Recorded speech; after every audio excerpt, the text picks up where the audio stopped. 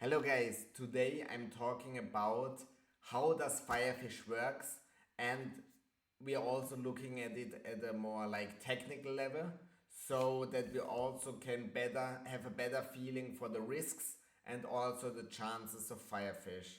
But before we dig deeper, we are going with the a very high level view. So the idea of Firefish is to bring investors and borrowers together, and the borrowers want to use their Bitcoin as a collateral for their credit.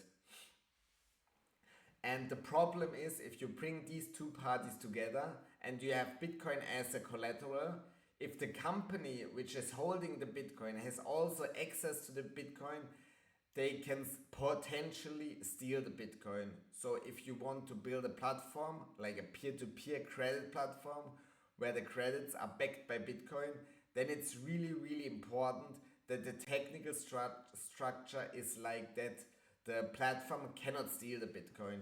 And exactly that Firefish has achieved. So Firefish can facilitate credit transactions and where Bitcoin is used as a collateral without having like direct technical access to the Bitcoin. And they doing it through a multi-signature escrow. And how that works, we will see now. So I'm shared my screen and I repeat, the Firefish protocol enables the escrow of Bitcoin for peer-to-peer collateralized loans settled in fiat currencies. The protocol uses scripting capabilities of Bitcoin, such as multi-signature schemes and partially signed Bitcoin transaction. And the goal of the protocol is to be like trust minimized, to remove the risk between and trust between the parties and also between the platform and the person. But it's trust minimized, it's not trustless. And the borrower, so there are different entities in the Firefish protocol. So of course there's a borrower, they want to get a fiat credit and use their Bitcoin as a collateral. And there's the lender which provides the credit or like invests and get like after the duration of the loan gets the principal back and also the interest.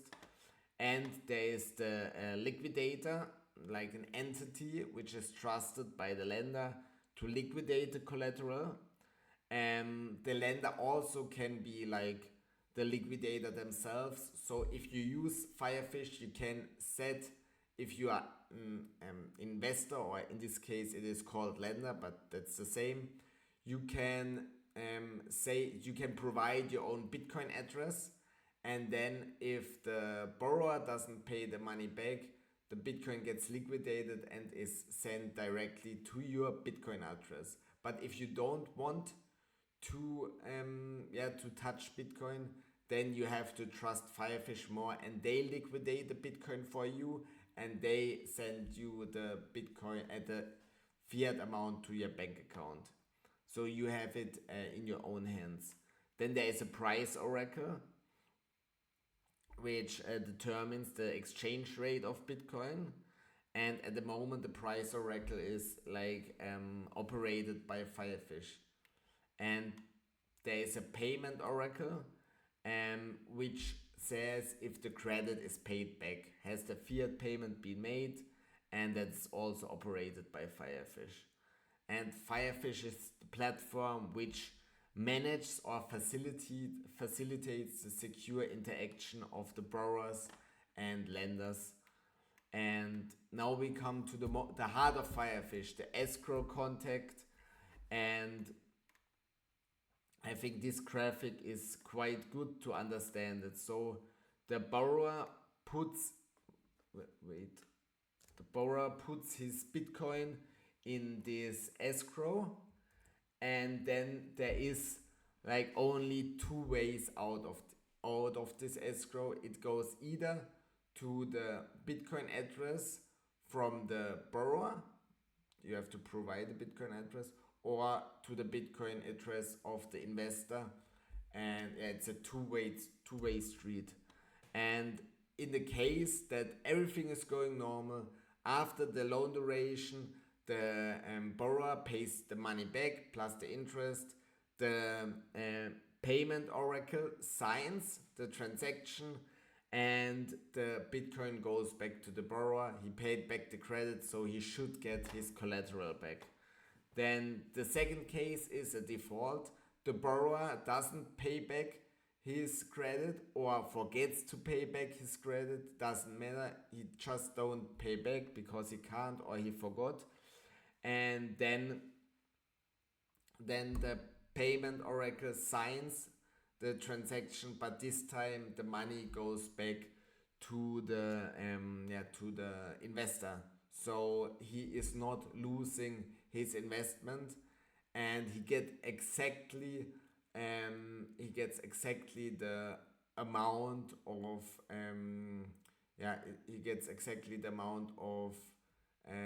the credit value plus a fee of 5%, which he gets it like additionally if he has put his Bitcoin address out.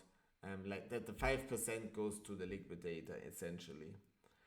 And the next case is like a liquidation. That means the Bitcoin price drops by 45%, and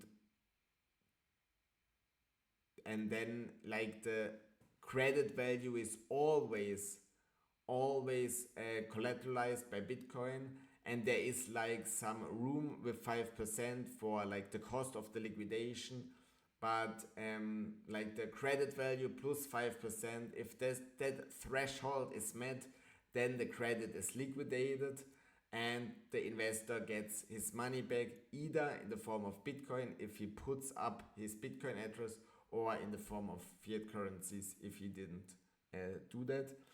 And you can avoid this kind of liquidation if you, for example, if you see that there is a risk that you get liquidated because the Bitcoin price fell since you took out the credit, then you just, you can add more Bitcoin to your collateral. You can also pay your credit like early back, that also minimizes that risk, or you just put in more Bitcoin to avoid it. And then there is like a last case, which is like more an exemption. If in the case of the platform is completely like disappearing, like a bomb drops on the office and it's just away, and then the borrower can like access his Bitcoin after a certain period of time, and then he gets his money back. And it's like it's 1 month which he has to wait after the like the platform is, or like the credit is like finished. And he has to do that. You have to download the recovery transaction in the Firefish menu, and I would always recommend that. And that's basically how the platform works. The idea is that you put money into a pot, like really, I explain it without technical words. You put your Bitcoin in some pot, and then the Bitcoin go only in two ways out, either to the investor if the price of Bitcoin falls too much, so the credit is not anymore secured, or if you don't pay your money back, then it goes to the investor, because the idea of the platform is that there is no default risk and the credit is always over collateralized. Or the other cases, everything goes normal, and then you just pay your fiat money back plus the interest, like the principal plus the interest, you pay it back, and then you get your collateral back, and everybody is happy. And the last case is if the platform completely disappeared, the borrower can also take his Bitcoin after some amount of time with the recovery transaction. And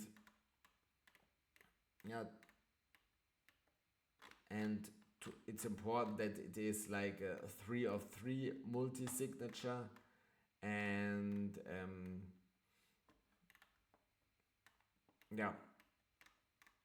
and just to make it more easy to use, there is another like step at the beginning. You have to make like a pre-fund contract. And if you look at this picture, so first you have to have a pre-fund contract, and then with this pre-fund it goes into the escrows. That's just to make it easier for the user, and all the technical details you can read it there. And yeah, so that's how the core of Firefish works. And you have of course the app, which is not open source at the moment, but it will be open source. And genau, the app generates the ephemeral key pairs, signs transactions, and stores necessary data such as PSBTs. And this app makes it really easy for user to use it to use Bitcoin as a collateral, or to invest like in loans which are secured by Bitcoin. And that's it. That's how the platform works. I think you should definitely go onto the docs and read it if you want to. And because it's interesting, it's a very interesting approach which Firefish is using. And for me, it's a very plausible and technical sound solution. And yeah, so I wish you a nice day. And if you want to support my work, you can use my discount code NEVERSELL. You get 30% discount as a borrower on your first credit. And yeah, I would really appreciate that. It's really important to understand it's not financial advice here. I'm just providing information. And yeah, you can also find a link for Firefish in the YouTube description. And then you are secure that you go onto the right webpage. And that's it. I wish you a nice day. See you soon.